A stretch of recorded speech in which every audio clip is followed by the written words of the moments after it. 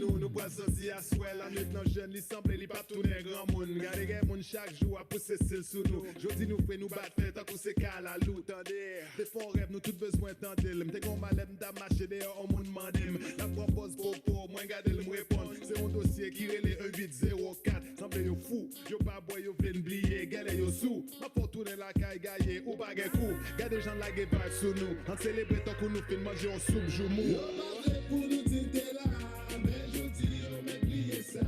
Yo pas pour nous dire t'es là, mais je dis on m'oublier ça. Yo pas pour nous dire t'es là, mais je dis on m'oublier ça. Yo pas pour nous dire t'es là, mais je dis on m'oublier ça. Levé, relé, garde qui j'en nous compte fouetter, devant, derrière, si on vit, mets-moi en l'air. Levé, relé, garde qui j'en nous compte fouetter, devant, derrière, si on vit, mets-moi en l'air. Faut garder derrière, pour nous bouger devant. Garde si mon y a grandi, faut quitter le palais. Faut garder derrière, pour nous bouger devant. Pas pousser la mon cher, au genou pour arriver. Gardez mon yo dit yo là. Et menti a dit kounya. Et ça fait date mon cher nous là. Et nous pas bouger ça. Yo pas pour nous dire t'es là, mais je dis on m'oublier ça. Yo pas pour nous dire t'es là, mais je dis on m'oublier ça. Yo pas pour nous dire t'es là, mais je dis on m'oublier ça. Yo pas pour nous dire t'es là, mais je dis on m'oublier ça.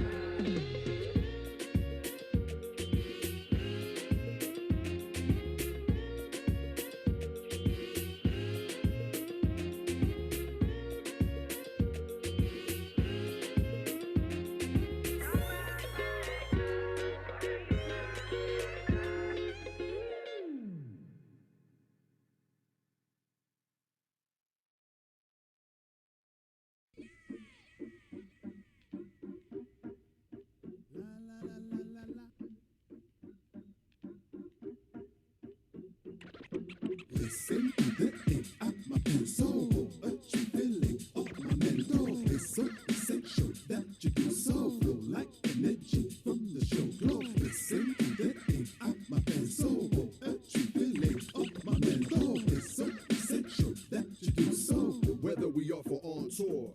Hey yo, you pronounce my name Wiley? Any questions? I travel many places with my man Lou P. And when I'm on tour, it means that I'm slow out the door. Saying bye to my little one, that's the hardest for sure. Hop in the cab and get the uptown crew. Tally's late, got away, but we left early cause we already knew. We on the highway cruising through the airport. Hard drop, triple check, make sure we got our passports. We good to go. Past security, we meet at the gate. Sunset through the terminal, check out the plane. I'm feeling great, but I'ma pass on the food trade tonight. Already spent 20 bones on a burger before the flight. Check out a flick or two, or maybe make a tune. I'm trying to read a book, but really I'ma fade out soon. Eat that so-called breakfast before the descent. And when the tires hit the tarmac, I'm about at 40%. Physically that is, but then we in Paris. I ain't complaining, that's the name of the biz. And now we flying through the highway on a 9-seater Benzo. Check out your favorite MCs through the black tinted window. Jokes on repeat mixed with social commentary. Plus we remix and lyric, that's just very necessary. A day in the life of a crew on tour.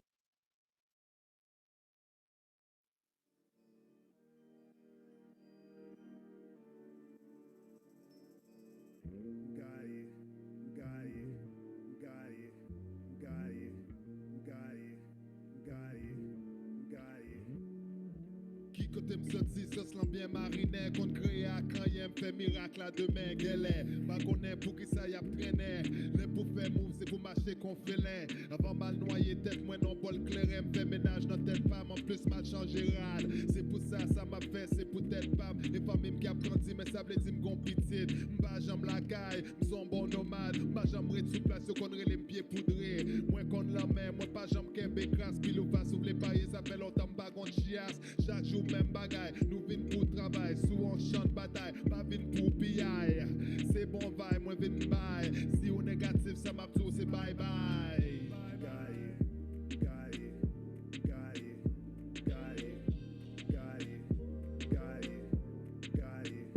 Moi pas qu'à y a gardé m'bizarre, nous play connaît qui moun qui la bizarre, vraiment pas gâchita, garde qui j'en m'a pas un petit pas, période là, ou t'im comme ça, m'zouvin là, on tourne là,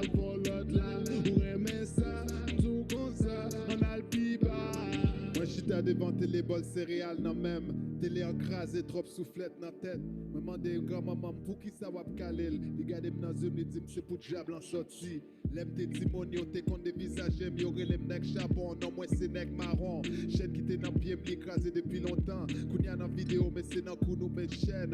Sac matériel, lit temporel. Femme ça si belle ou t'as remel gon jimel. T'as bio tout nem ou qui t'es max séquel. M'a dansé à conforme, ma con nouvelle semelle. Gaïe, gaïe, gaïe, gaïe, gaïe, gaïe, gaïe, gaïe.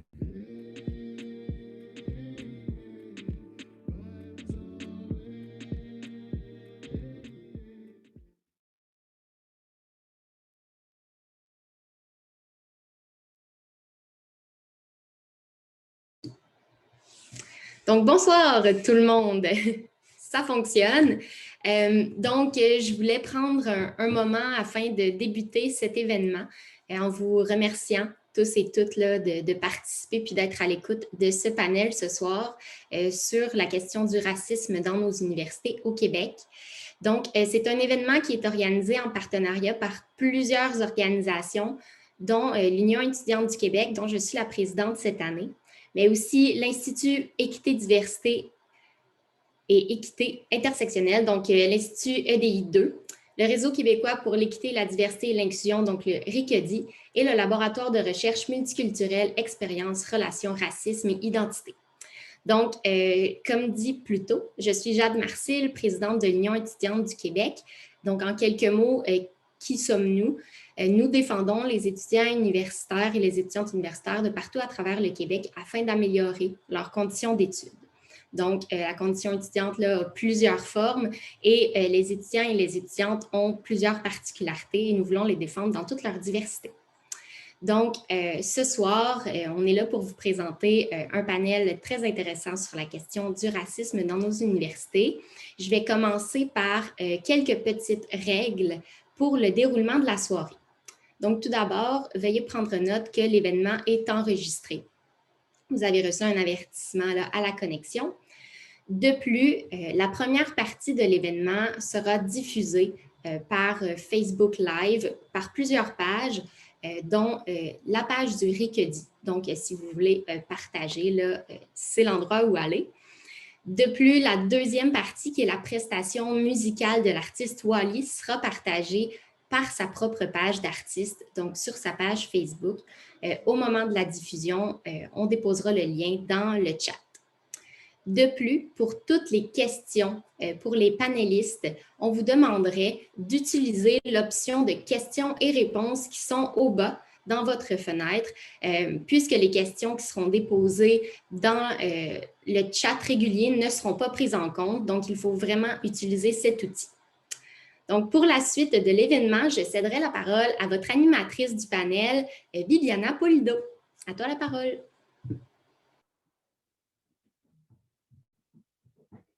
Donc, bonjour à toutes et à tous. Merci d'être avec nous cette soirée.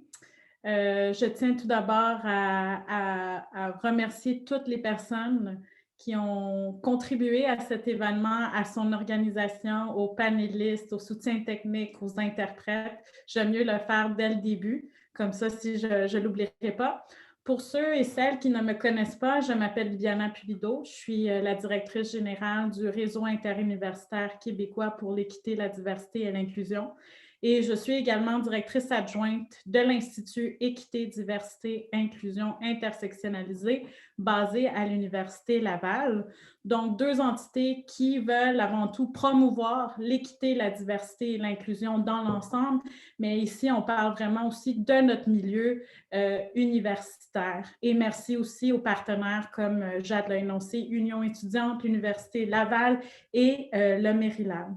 Donc, pour moi, c'est un plaisir de pouvoir inviter Kadi et Franz, je vous les présenterai un petit peu plus tantôt, parce que je les ai connus l'année dernière, suite à une situation qui est arrivée. Ils vont pouvoir vous en parler.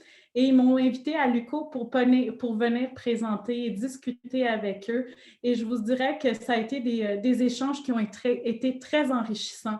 Bon, vous le savez, on en parle beaucoup, les questions de racisme, Il y a un engouement, surtout on en parle beaucoup plus maintenant avec les événements qui sont arrivés avec George Floyd, aussi au niveau des personnes autochtones avec Joyce Echaquan, mais on n'oublie pas que c'est rien de nouveau. Le racisme, les questions de discrimination existent depuis longtemps.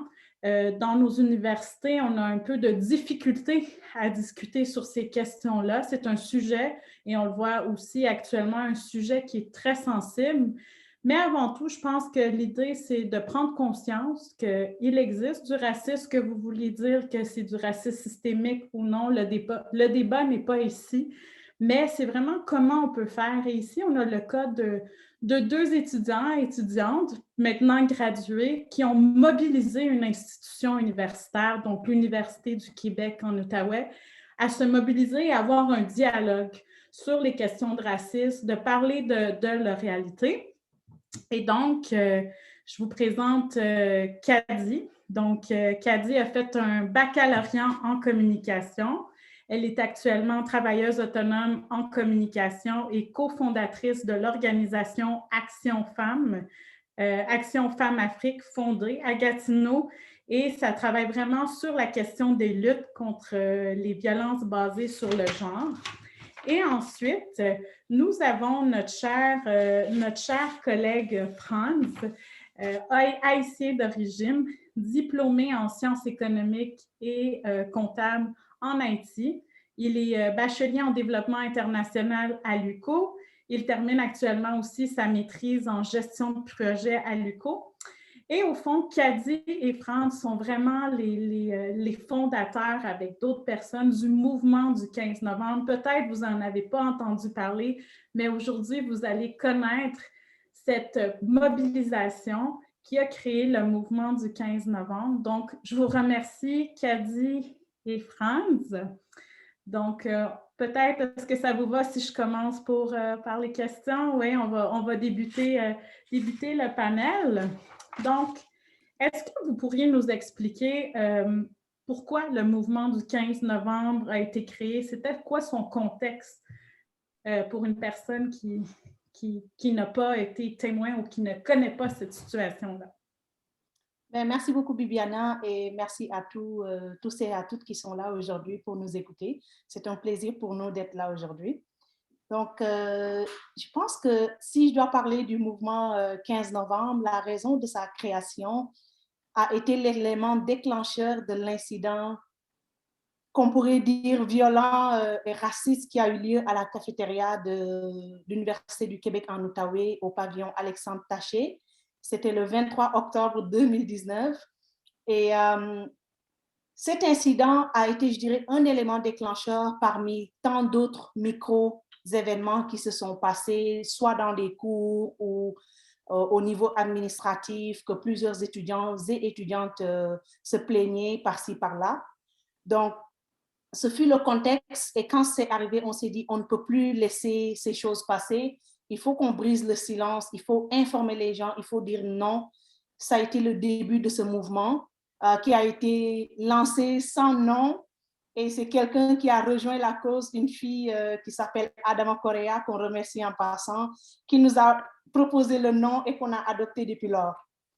Donc, ce fut le contexte de la création. Et l'objectif était premièrement de briser le silence au niveau communautaire et au niveau de l'université, de nos pairs, pour montrer qu'il ne faut plus qu'on se taise, il faut briser les peurs et puis aller de l'avant, mais aussi montrer à l'université qu'on est prêt et prêt aussi à aller de l'avant, à être beaucoup plus inclusif et à prendre en considération la diversité qui se trouve au niveau universitaire au Québec. Très bien, merci Kady. Puis, est-ce que, je ne sais pas, Franz, tu pourrais nous parler un peu des actions qui ont été menées suite à cet événement-là? Je dirais, c'est vraiment suite à cet événement qui est arrivé à la cafétéria. C'est là vraiment, je dirais pas, j'imagine, vous me corrigerez, mais ça a été vraiment un des éléments déclencheurs. Et comment vous avez mobilisé ces différentes parties prenantes? Qui a été mobilisé? Qu'est-ce que vous avez fait concrètement? T'es sur mute. D'abord, je dois vous remercier, Bibiana, pour cette initiative et merci aussi à tous ceux qui nous écoutent aujourd'hui. Pas besoin de vous dire que l'événement qui est arrivé à la cafétéria de l'UCO l'année dernière était en quelque sorte, comme Kadi l'a dit, la goutte d'eau qui a fait renverser le vase. Malheureusement, nous avons toujours tendance à attendre qu'un gros événement se produise avant de prendre action, alors que le gros événement peut être la somme de plusieurs petits événements. Donc, pour répondre directement à la question, quelques jours avant la première mobilisation au pavillon Lucien Brault, nous avons installé des affiches dans les 2 pavillons, donc à Lucien Brault et aussi à Taché, pour pouvoir sensibiliser le monde sur l'importance de lutter contre ce racisme dans notre université. Notre premier mouvement de boycott a été réalisé au pavillon Lucien Brault et c'était une surprise. Aux heures de lunch, nous nous sommes placés devant les 2 entrées de la cafétéria et nous avons bloqué les accès. Nous tenions nos pancartes qui contenaient nos revendications, pendant que l'un de nos membres animait la foule en leur annonçant ce qui s'était passé. C'était un peu curieux de voir que la majorité des gens qui étaient à la cafétéria à ce moment-là n'étaient au courant de rien. C'est-à-dire que l'événement qui a eu lieu a failli passer sous les radars. Après quelques minutes, la cafétéria a dû fermer ses portes, et ce, pour le reste de la journée. Notre deuxième boycott, surprise encore, allait être beaucoup plus spectaculaire. Cette fois-ci, c'est au pavillon Taché, à la cafétéria, à l'endroit même où le malheureux événement a eu lieu. Nous avons tiré leçon du premier mouvement. Toujours aux heures de lunch, nous avons installé nos tables devant l'entrée et nous avons distribué des sandwichs et des boissons gratuitement à tout le monde. J'en profite pour remercier l'AGE qui nous a financé pour cet événement. Nous avons profité de ces 2 mouvements pour informer l'ensemble de l'université, c'est-à-dire rectorat et direction, corps professoral, employés et naturellement étudiants, sur ce malheureux événement que l'administration d'alors voulait faire passer sous les radars. Non seulement nous avons voulu informer, mais surtout envoyer un message clair que c'en est trop et que cette fois-ci, cela ne passera pas inaperçu. Ces 2 mobilisations ont été généralement l'occasion de faire signer des pétitions afin d'évaluer la perception de la communauté estudiantine de l'UCO sur cette affaire et de nous aider à définir notre forme de lutte. Et je vais vous faire part de quelques réactions qu'on a eues des étudiants. Par exemple, je ne pensais pas que cela pourrait arriver à l'UCO. Nous sommes là pour donner de bons exemples de vivre ensemble. D'autres ont dit, il y a tellement un bon mélange à l'UCO, il devrait y avoir des mesures pour éviter ce genre de choses. Encore, d'autres ont dit que c'est décevant en tant que Noir de faire partie d'une université et de ne pas se sentir en sécurité. Nous avons mobilisé plusieurs parties prenantes. Par exemple, nous avons rencontré le député Greg Fergus pour l'aviser de la situation, mais aussi pour lui demander de lancer un message ouvert lors de notre marche. Nous avons également rencontré le syndicat des étudiants de l'UOttawa pour en savoir plus sur leurs réalisations, mais aussi pour échanger avec eux sur le sujet. Nous avons rencontré aussi quelques membres volontaires de notre communauté. Par exemple, l'Association pour la défense des droits sociaux, ADDS, le groupe Droit, Diversité et Dialogue. Lors de la marche, nous avons eu l'appui de plusieurs associations communautaires. Le syndicat des étudiants de l'UOttawa, le syndicat des étudiants de l'Université Carleton, de l'Association des étudiants noirs en droit civil de l'UOttawa, des membres de la communauté à Gatineau, ainsi que le journal Le Droit. Mais aussi, nous avons eu l'AGE de l'UCO, qui nous a accompagnés depuis le début. Toutefois, Il faut dire que nous avons également invité les médias, pas la peine de les citer, pas la peine de les nommer. Au départ, elles étaient toutes favorables, mais curieusement, elles ont toutes désisté le jour même et presque en même temps. Nous devons surtout souligner la participation de plusieurs professeurs de l'UQO qui ont bravé le froid ce jour-là pour venir marcher avec nous. Je dois mentionner, pour terminer, que le rectorat nous avait invités à discuter avant la marche, mais nous avons choisi de décliner cette invitation, question stratégique, et de proposer de le rencontrer après la marche, et effectivement, ce qui a été fait. Voilà en gros ce qui a été notre forme de mobilisation et ce qui a constitué en quelque sorte notre groupe de parties prenantes. Très bien, très intéressant. Donc, je ne savais pas cette petite stratégie de ne pas rencontrer le rectorat avant la mobilisation, puis après. Mais est-ce que Kadi, tu pourrais nous parler de toute cette démarche avec le rectorat? Comment vous avez établi ce dialogue? Parce que ce n'est pas évident en tant que vous étiez à l'époque étudiante, donc avoir un accès direct au rectorat, je pense que ce n'est pas évident. Comment vous avez tapé à la porte? Comment vous avez eu cet accès? Et comment ça s'est passé le dialogue? Et peut-être aussi nous dire actuellement comment ça continue à se passer, ces échanges-là, ces conversations que j'imagine ne sont pas toujours très faciles à avoir.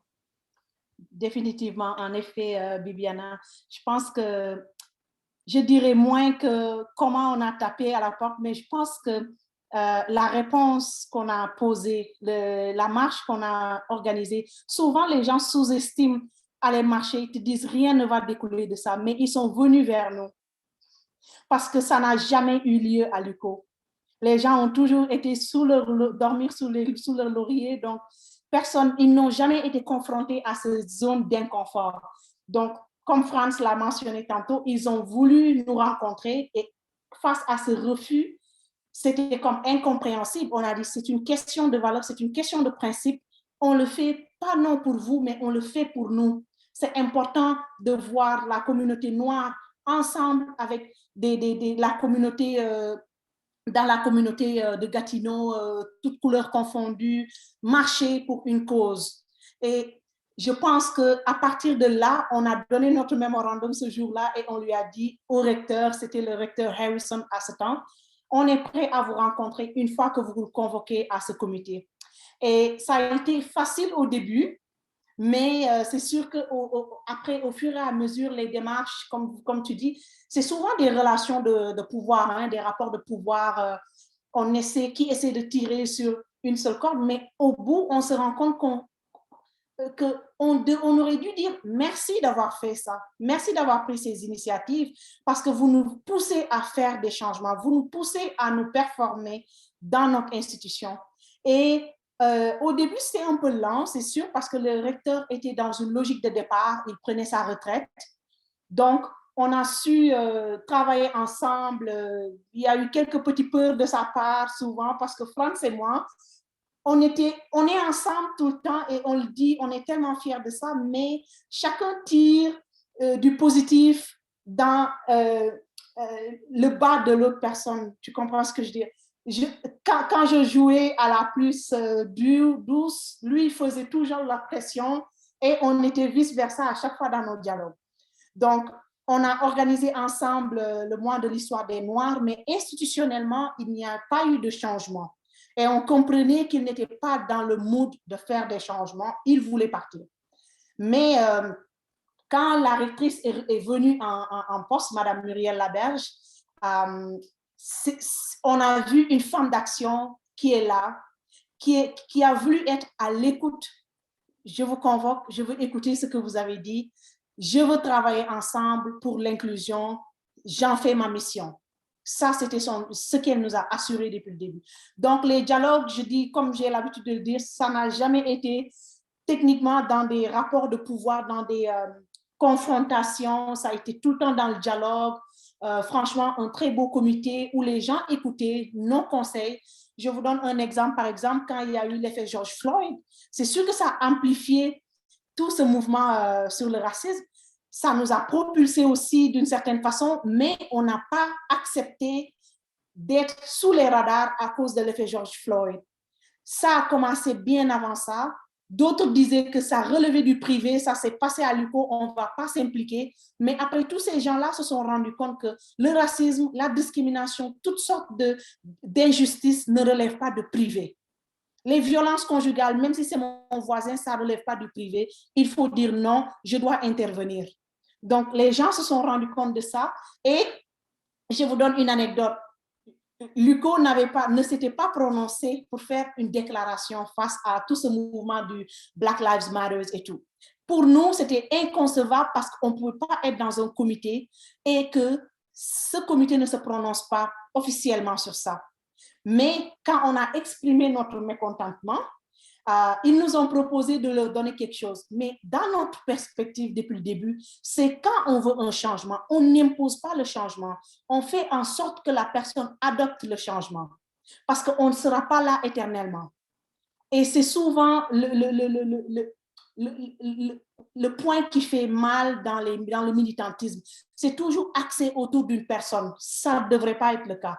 Et on leur a demandé, si vous rédigez quelque chose, on pourrait lire la proposition et apporter notre point de vue là-dessus. Et c'est ce qui a été fait.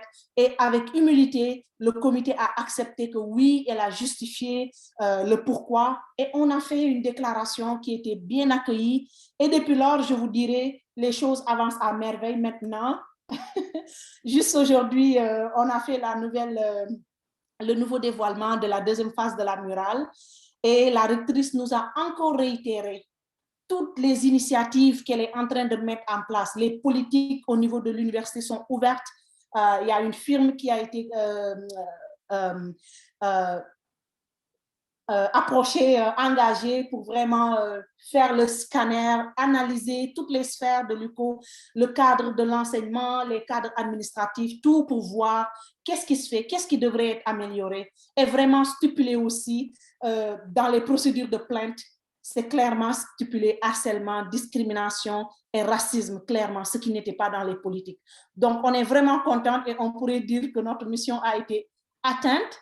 Donc, et de façon, on garde de bons contacts avec eux. On a de bons souvenirs avec eux aussi et on est fiers du travail qu'on a accompli dans la positivité et dans le dialogue aussi et dans le respect aussi. C'est important. Très bien, Kady, merci beaucoup. Très intéressant comment tu présentes ça. Mais si vous regardez un peu, parce que là, ça fait 1 an, puis c'est très bien, je suis très contente d'entendre que l'UQO mène des actions parce que souvent, depuis le mouvement Black Lives Matter, tout le monde, les organisations, les universités, les entreprises font des statements. Ah oui, ben on est contre le racisme. On va être plus diversité, inclusif, mais les actions sont toujours pas tout le temps là. Donc, qu'est-ce que je crois comprendre, c'est qu'il y a eu cette petite évolution et que l'UQO s'est quand même pris en main et a pu mener des actions concrètes. Mais est-ce que, je ne sais pas, peut-être, France, est-ce qu'il y a eu des défis dans toutes ces discussions-là, ou dans toute votre mobilisation? C'était quoi les défis? Pas autant au niveau de l'UQO, mais aussi peut-être en tant qu'organisation, en tant que mouvement du 15 novembre, des défis aussi personnels pour vous? Parce que je sais que pour vous, ça a été très prenant, très émotif. Donc, je ne sais pas si tu aurais peut-être, même Kady, si vous auriez quelque chose à dire à ce niveau-là. Évidemment, ça a été très, très émotif et on a eu beaucoup de défis. En fait, on a essayé de faire ce qu'on peut et on en est fiers. Mais je vais laisser Kady donner beaucoup plus de détails sur cette. Merci, France. Moi, je dirais les points que je veux soulever, c'est sûr que ça a pris beaucoup de temps. Je me rappelle des discussions qu'on tenait, France et moi, à 10h, 22h, 23h. Le devoir de gérer, comme dans toute cause, des gens qui sortent de là pour aller transmettre des informations ailleurs. OK? Est-ce que ça va marcher? Il y a les gens qui nous regardent, vous avez marché ici, il faut réaliser quelque chose, il y a des attentes. Donc, tout ça, parce que souvent, les gens, comme je l'ai dit, ils disent, ouais, mais et puis après la marche, il y a quoi? On vous promet des choses et puis il n'y a rien. Donc, c'était prenant émotionnellement, mais aussi au niveau de la mobilisation, le fait de vouloir convaincre les gens, il faut être là, on veut vos opinions, on veut que vous soyez impliqués. Au niveau communautaire, comme je l'ai mentionné, le regard, les attentes de la communauté, parce que d'autres nous envoyaient des messages, où est-ce que vous en êtes? Oh, on est content de ça, où est-ce que vous en êtes? Il faut expliquer. Et il faut, souvent les gens s'attendent à des changements palpables, ok? Et dans ces causes-là, les changements peuvent ne pas être palpables. Juste, moi, ce que je dis, juste le fait de changer la mentalité d'une seule personne qui se trouve dans un groupe, tu as déjà atteint ton objectif parce que c'est pas facile de changer une mentalité. Et cette personne que tu changes sa mentalité va aller à son tour changer la mentalité des autres. Donc, je pense que ça a été le plus gros défi et pouvoir arriver à notre résultat. Qu'est-ce qu'on s'attendait vraiment? Est-ce que l'université va vraiment épouser ça? Est-ce que c'est juste du scénario qu'ils mettent sur la table? Donc, je pense que c'est plutôt peut-être ce que je pourrais apporter pour laisser la parole à Franz développer un peu.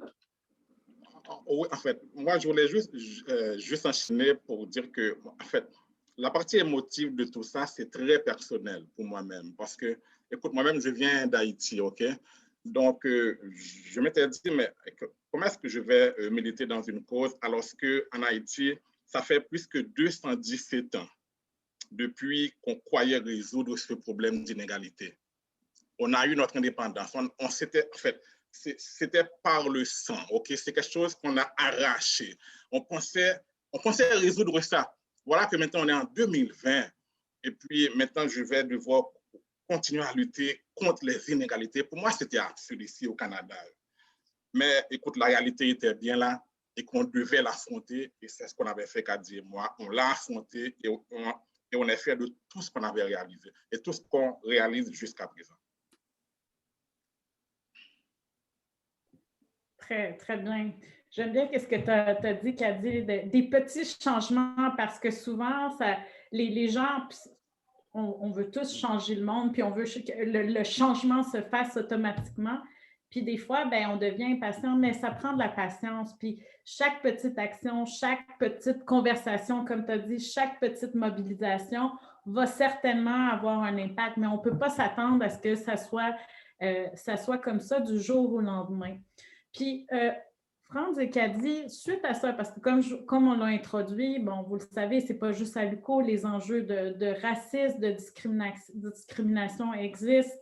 On voit beaucoup d'étudiants et d'étudiantes qui se sentent vulnérables. Si vous aviez peut-être quelque chose dans qu'est-ce que vous avez fait et que vous continuez à faire, comment les universités, les différentes parties prenantes de l'université, parce qu'on n'est pas en train de juste mettre le doigt sur, par exemple, la direction, le rectorat ou juste les étudiants et les étudiantes, chose qui était très, très intéressante à mon avis parce que ces deux parties se sont joints. Mais qu'est-ce que vous conseillerez? Qu'est-ce que vous dites? Comment on doit faire face à ce racisme qui peut exister autant pour la communauté noire, mais aussi on peut parler plus largement de d'autres communautés, d'autres origines ethnoculturelles, des personnes autochtones, ainsi. Qu'est-ce qu'on peut faire? En fait, je vais l'aborder. Je vais l'aborder au niveau des universités. Il faut savoir que les universités sont malheureusement le reflet de notre société. Donc, si on veut continuer à jouer à l'autruche, probablement pour des raisons des fois politiciennes, je ne sais pas, et ne pas reconnaître que le racisme y est bel et bien présent, on ne va nulle part. Et des événements comme ceux qui ont eu lieu à l'UQO risquent de se reproduire. Rappelons-nous que l'université, je dirais, devrait être un endroit où l'on cultive le vivre ensemble et la tolérance. Il ne faut pas attendre que des événements violents, comme on a dit tantôt, là, comme ça se produise pour intervenir. À la communauté universitaire en général, surtout à la communauté estudiantine, organisez-vous. Organisez-vous. Ne restez pas passifs. Ne dites surtout pas que cela ne me concerne pas. Ne dites pas que tout ce qui m'intéresse, c'est le diplôme. Ensemble, nous pouvons changer les choses. Maintenant, on parle de l'UCO. On parle aussi de l'UOttawa. On est au courant de ce qui est arrivé là-bas. Demain, cela pourra arriver dans votre université. Cela pourra arriver chez vous. Je vous demande de vous organiser, proposer des solutions. N'ayez surtout pas peur d'avoir tort. Parce que pour répéter le professeur Ndia Galoum, le monde est rempli de gens qui ont raison. Et c'est pourquoi il est dans cet état. Faites-le pour vous-même. Faites-le pour la société. Faites-le pour les futures générations. À vous, universitaires, si vous ne vous sentez pas en mesure de faire bouger la société québécoise, essayez de faire bouger votre université. C'est déjà beaucoup. À travers le mouvement 15 novembre, en si peu de temps, nous avons réalisé beaucoup de choses. Nous avons créé de l'inconfort au niveau des décideurs. Nous avons suscité la réflexion. Avec notre nouvelle rectrice, nous avons beaucoup de choses qui sont en chantier, comme des changements au niveau des politiques et règlements qui tiennent compte de cette diversité qui caractérise la communauté estudiantine. Tel qu'il est mentionné dans notre mémorandum, le mémorandum qu'on a remis après notre marche. Il faut demander au personnel enseignant d'encourager la collaboration interculturelle dans la constitution des équipes pour les travaux de groupe, qui sont un excellent lieu d'apprentissage de tolérance culturelle. Faire une campagne de sensibilisation à l'instar de la prévention contre le harcèlement, le sang oui, c'est non. Il faut faire une campagne comme ça aussi sur les violences aux conduites à caractère racial. Il faut demander au personnel enseignant d'inclure un tel message standardisé de sensibilisation contre le racisme dans les plans des cours. Nous voulons voir des changements au niveau des comités des universités. Que ces derniers puissent enfin refléter la diversité qui caractérise la communauté universitaire. Pour finir, nous tenons à remercier la nouvelle rectrice Muriel Laberge. Depuis son arrivée en poste, nous constatons une certaine volonté de sa part à faire bouger les choses. De plus, elle nous donne l'impression, à partir de ses prises de décision, qu'elle préfère l'action aux belles paroles. Très bien. Cathy, est-ce que tu as quelque chose à rajouter? Ben, je pense que Franz l'a quand même bien résumé là, mais moi, tout ce que j'ai à dire, c'est plutôt aux étudiants de ne pas avoir peur de prendre des actions. Parce qu'on a entendu très souvent, surtout de la part des étudiants internationaux, qui sont la majeure partie de la clientèle universitaire du Québec, on a peur parce qu'on va vouloir appliquer pour nos papiers après. Personne ne va vous bloquer quelque part parce que vous avez dit non. Non, du tout. C'est votre liberté. Il faut aller la saisir parce que si vous ne le faites pas, on ne vous la donnera pas. Et à l'université, je pense que comme tu as dit tantôt, ce n'est pas juste au niveau administratif, mais je pense qu'il y a un travail préalable qui devrait être fait parce que moi, je n'ai pas peur de le dire et je suis fière de le dire.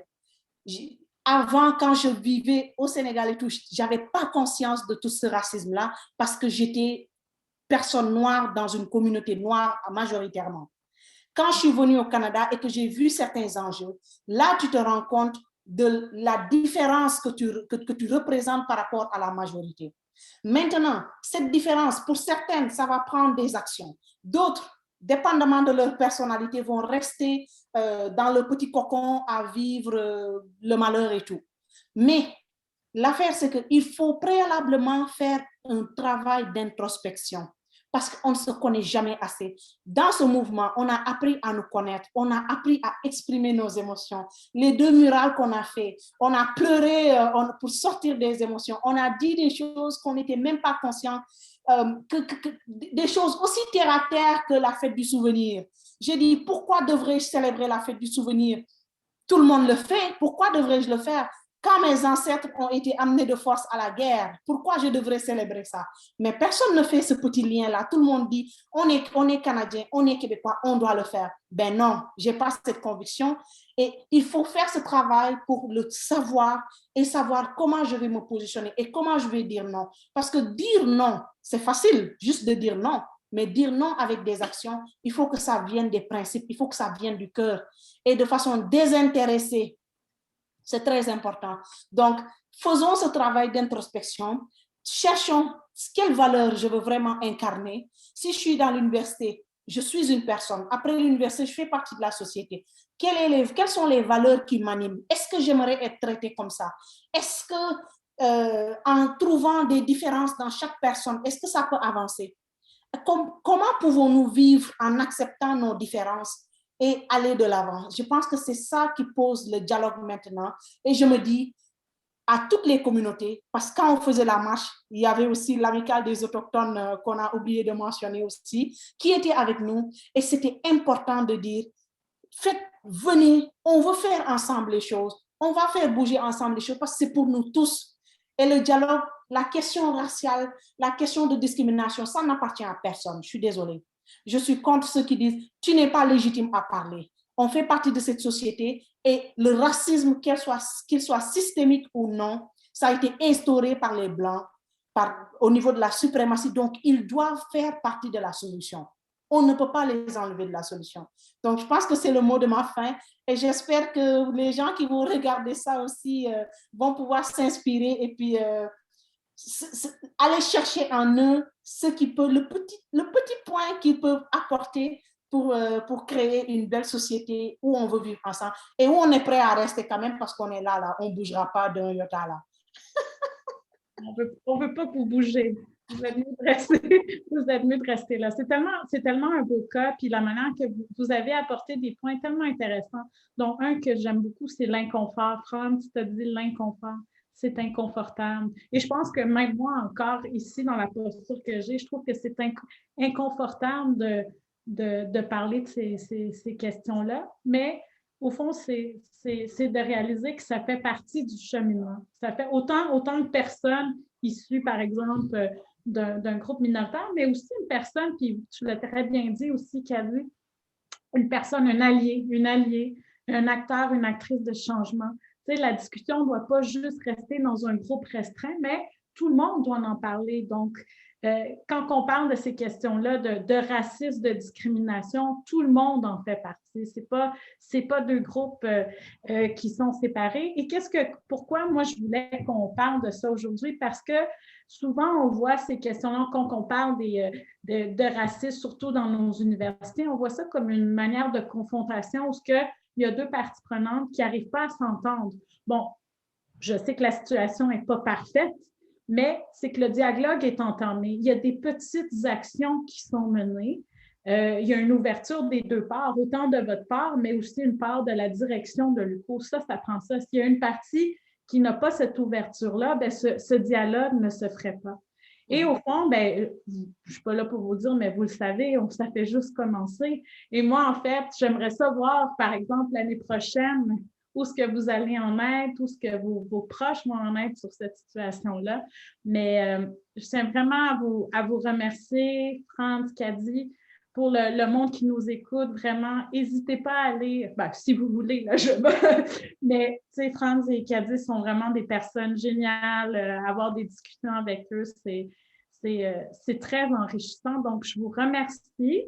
Restez avec nous. Maintenant, ben, on va aller avec notre autre partie de la soirée. Donc, Maya, je te laisse.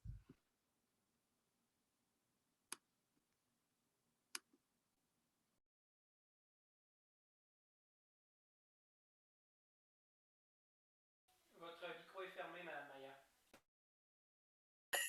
Merci. Désolée. Donc, je m'introduis, je m'appelle Maya Yampolsky, je suis professeure en psychologie interculturelle à l'Université Laval, puis je suis aussi la directeure de la laboratoire multiculturel Mary Lab. Et je suis aussi comme super honorée d'être partie de ce soir, d'avoir aussi comme être témoin de cette panel. Merci à Kadi et à France pour vos partages inspirants. Et ça me fait plaisir de vous introduire notre artiste du soir. Donc, Wally est membre du Nomadic Massive et aussi une artiste solo qui était née et élevée à Montréal dans une famille d'origine haïtienne. Il est vénéré tant que MC trilingue, en anglais, français et créole haïtienne, et il est guitariste et beatmaker. Parallèlement, il est un animateur d'atelier, un développeur dans le secteur communautaire et aussi un savonnier bio. C'est avec plaisir que nous accueillons Wally ce soir. Bonjour tout le monde. Allô, merci pour cette introduction, Maya. C'est très gentil. Et ouais, bonjour tout le monde. Comment allez-vous? C'était une très belle discussion que je viens d'entendre de France. Ouais, j'ai vraiment apprécié. Merci, Wally, d'être avec nous aujourd'hui, puis de prendre un petit moment pour répondre à quelques questions. J'oublie pas les questions pour les personnes qui avaient des questions à poser. J'ai décidé de peut-être les poser à la fin avec Wally, fait que comme ça, on prendra une ronde complète de questions pour toutes nos panélistes. Donc, Wally, ben, on le sait, bon, moi personnellement, je t'ai suivi depuis les dernières années, mais je pense qu'il y a d'autres personnes qui connaissent très bien ton implication, notamment au sein de Nomadic Massive et tout ça, mais peut-être les gens connaissent moins de l'autre côté que tu es très impliqué dans ta communauté, notamment avec des organismes deux mains. Est-ce que tu pourrais nous parler un peu de ce travail-là que tu fais auprès de la communauté et comment tu mets en relation ton travail d'artiste, mais aussi ton travail au niveau plus large? Ben, c'est ça. Ben, comme tu expliques, je suis impliqué énormément au sein de la communauté NDG, l'organisme qui s'appelle À Deux Mains. Présentement, je suis directeur des programmes juridiques à cet organisme. Ça fait plus d'une dizaine d'années que je travaille au sein de la communauté Notre-Dame-de-Grâce. Donc, mon rôle principalement est de faciliter, dans le fond, l'accès à la justice aux jeunes. C'est un service qui est offert gratuitement à tous les jeunes sur l'île de Montréal, mais aussi Côte-des-Neiges et NDG. Ils peuvent avoir accès à ce service gratuit. Donc, quand on parle de service, on a accès à des avocats bénévoles à peu près une douzaine qui offrent des services, dans le fond, une consultation gratuite de base aux jeunes ou à toutes les gens qui en ont besoin, parce que c'est le seul service qui est offert à tout âge, mais on a vraiment une priorité pour les jeunes en bas de 25 ans. Donc, ce service, et moi, en tant que directeur du programme juridique, mon rôle, c'est de outiller les jeunes avec des informations juridiques, de créer des ateliers. Et puis, les ateliers, ça varie de plusieurs sujets. Ça va entre les droits de la famille, droits du locataire, ça va aussi le droit du travail aussi, immigration. Donc, on essaie de leur fournir des informations afin qu'ils puissent prendre peuvent prendre des décisions eux-mêmes, mais des décisions éclairées et non pas des décisions qui seraient non éclairées dans le fond, mais c'est vraiment dans l'ensemble, c'est ça. Et puis pour répondre à la deuxième partie de ta question qui disait, je pense que c'est le pont entre l'art et le développement communautaire. Mais moi, j'ai grandi à Saint-Michel, c'est un quartier dans l'est de Montréal. Et puis, je faisais du bénévole là-bas, mais il n'y avait jamais des programmes ou bien un organisme qui offrait autant de services comme celui de Head and Hands sous un même toit. J'avais accès à des endroits, mais pour faire une longue histoire courte, c'est que j'ai toujours voulu faire du bénévolat ou toujours voulu aider. Puis j'ai toujours trouvé que c'était important pour moi de redonner à la communauté les privilèges qui m'avaient été donnés. Et quand je parle de privilèges, c'est d'avoir accès à certaines études, certaines connaissances. C'est le fait de pouvoir le redonner, le fait d'avoir étudié en droit et de pouvoir redonner aussi à la communauté. Donc, ça, c'était quelque chose qui était très important pour moi. Et le fait de lier ça avec l'art, c'est que l'art est devenu quelque chose quelque chose de très important pour moi et de mon développement personnel. Donc, le travail, le développement communautaire, ça a été une extension. Donc, je garde ça très proche afin de me responsabiliser et responsabiliser aussi la communauté avec mes connaissances. Très bien, merci, merci Wally.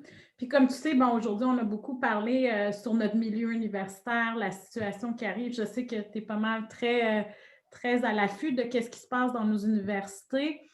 Pour toi, si tu avais des pistes de réflexion à donner sur nos universités, comment on peut avoir des milieux qui sont plus inclusifs ou ce qu'il y a plus de respect pour toutes et toutes les personnes? Tu nous dirais, ça serait quoi? Mais je pense que Kadi, elle a soulevé quelques points, c'est d'avoir des discussions dans le respect. C'est d'être ouvert aussi. Tu sais, personnellement, c'est comme parce que il y a beaucoup de gens qui passent à travers des situations, que ce soit des situations de racisme, de la microagression ou plusieurs situations dans les universités ou dans d'autres endroits et décident de rien dire. Donc, tu sais, décident de garder ça à l'intérieur. Et puis, ça, c'est très dommageable pour la personne parce que ça peut avoir un effet néfaste plus tard, et puis que ce soit sur le corps ou bien dans un endroit où ce qui travaille ou juste dire que garder ça à l'intérieur n'a pas tellement un bon effet. Et c'est important d'en partager, de trouver quelqu'un de confiance et où on se sent à l'aise et en sécurité, de pouvoir partager en toute sécurité ces enjeux ou ces problèmes de racisme. Parce que plus on en parle, plus on a des chances d'élargir les perceptions des gens qui ne sont pas au courant de ces enjeux et puis d'avancer et au moins stimuler un changement aussi. Très bien, merci Wally. Très intéressant. Donc, tu restes avec nous hein, parce qu'on a besoin de la deuxième partie. Mais ici, oui. Comment tu dis? Tu restes avec nous. Oui, je reste avec vous, ouais. Je suis là avec vous jusqu'aux petites heures du matin, non, on va dire. Bon. On va faire un party ouais. virtuel. Donc, je sais qu'il y a des questions. J'ai pas pris les questions avant parce que je trouvais que c'était mieux que Wally puisse intervenir. Puis si jamais le public avait d'autres questions à poser à Wally, Kadi et Franz, vous pouvez revenir. Mais je vais vous lire une des questions. Je vous salue pour la mobilisation que vous avez menée face à ces situations de racisme dans votre université. Kadi et Franz, êtes-vous optimistes pour les prochaines étapes?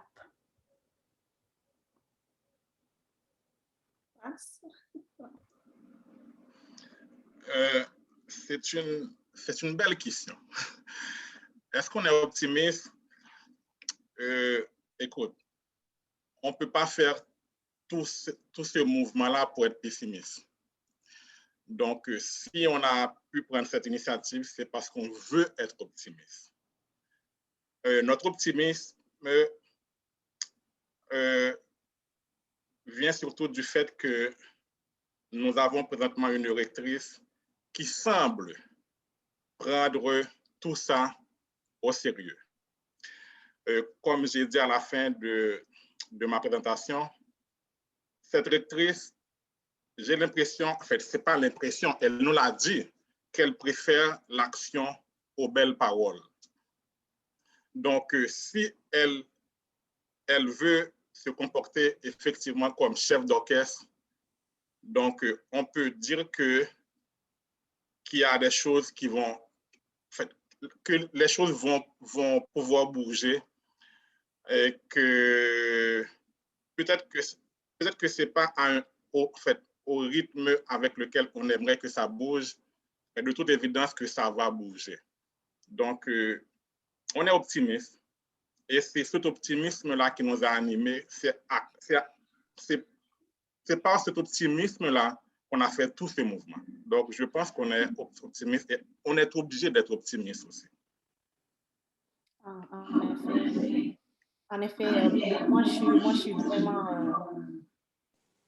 suis vraiment optimiste, oui, parce que ce que je me dis depuis le début, ce que je répète aux gens, ce que je répète à tout ce beau monde qui me disent le racisme a toujours existé, ça ne va jamais partir, c'est un travail de longue haleine. Je dis oui, mais au moins je sais que quand je vais me coucher la nuit et quand je vais voir des histoires de même, ou quand mes enfants ou mes nièces ou mes neveux vont subir ces genres de choses, je pourrais au moins leur témoigner mon action.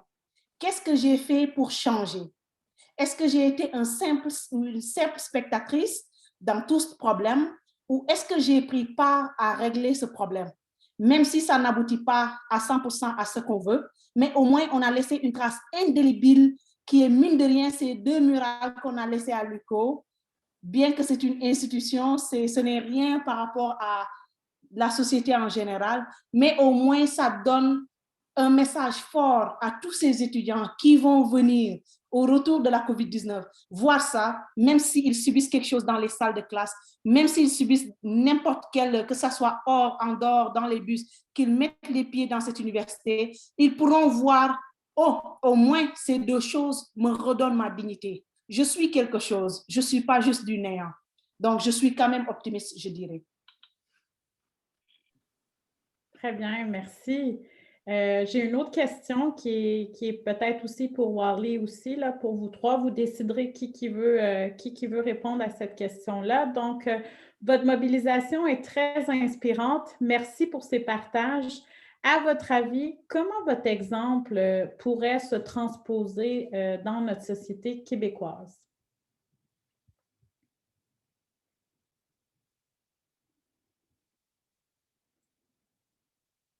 Franz, je suis sûre que tu as quelque chose à dire. Je préfère laisser Wally répondre de préférence. Nous, on va enchaîner. Okay.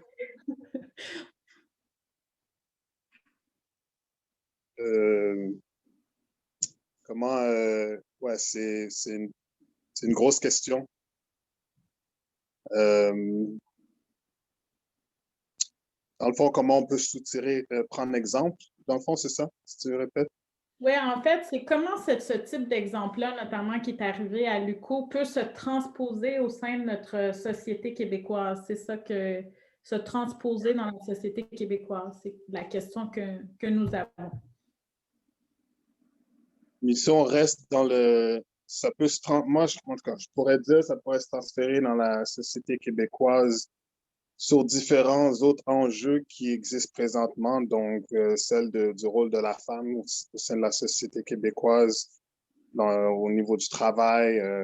Mais tu sais, je pense que si on parle d'inclusion, ça reste encore des conversations à avoir, à continuer à avoir et à être inspiré et à mettre de l'avant aussi. Parce que je crois pas que des situations comme ça est facilement transférable, mais peut être peut-être inspiré, dans le fond, pour susciter d'autres mouvements qui ont besoin d'être mis sous la lumière. C'est comme ça, je peux le voir. Oui, très bien, c'est très bien. Donc, vraiment, puis je pense que c'est aussi la manière que je le voyais aussi en vous ayant parmi nous ce soir. C'est vraiment une source d'inspiration, une manière, parce qu'on peut-être que l'exemple, le mouvement 15 novembre ne sera pas adapté pour tout le monde, mais ça va inspirer et ça peut-être quelques petits éléments pourront être à être repris dans certaines causes plus militantes et ainsi de suite. Donc, vraiment, merci à vous trois pour cet excellent travail, pour vos propos. Donc, je vais juste laisser Maya revenir. Et moi, je vais dire un au revoir à toutes les personnes qui sont ici, à toutes les personnes qui nous écoutent et qui nous écouteront. C'est vraiment un plaisir de pouvoir avoir ces discussions-là. Ça, c'en est une parmi d'autres. Et donc, je vous invite, vous, toutes et tous, à avoir ces discussions-là dans vos institutions, dans vos organisations, avec vos proches. Et comment on peut dire, je ne dirais pas soyez à l'aise avec l'inconfort, mais en quelque sorte, approcher l'inconfort, je ne sais pas comment le dire, peut-être Maya va pouvoir le dire mieux que moi. Donc, merci, je laisse Maya à Maya la parole. Merci beaucoup, puis merci à vous tous, à vous toutes pour cet échange. Nous allons maintenant faire la transition vers la performance de Wally. Et pour le faire, j'aimerais partager quelques mots sur ces albums que Wally a créés. Donc, pour tous, suite à son premier album solo, Black Soap, paru en 2018, Wally a lancé Soap Opera en 2020, une épée excellente qui inclut à la fois des examinations des enjeux sociaux ainsi que son partage plus intime de ses propres expériences. Soap Opera mélange hip-hop ainsi que les influences haïtiennes et afro-caribéennes. Et vous pouvez trouver ces albums en ligne pour acheter ou pour streaming. Et vous pouvez également suivre Wally sur les médias sociaux, sur Facebook, Instagram et YouTube. Wally ou Wally Wiza, dépendamment sur le savon. Et nous sommes ravis de vous présenter ce concert virtuel de Wally. Le lien pour accéder au live de Wally se trouve dans l'onglet Chat de l'application de Zoom. Juste pour le dire à haute voix, c'est facebook.com/Wally, WAAHLI, et également en partage sur la page de Riqedi, donc facebook.com/Riqedi, RIQEDI. Donc, j'ai hâte. Moi aussi, j'ai bien hâte de faire le spectacle. Donc, on se voit tout à l'heure, tout le monde. Espérons que tout le monde sera présent et que on va emporter les bonnes vibes. Oui. All right. Positive. Ciao. Merci. Bye.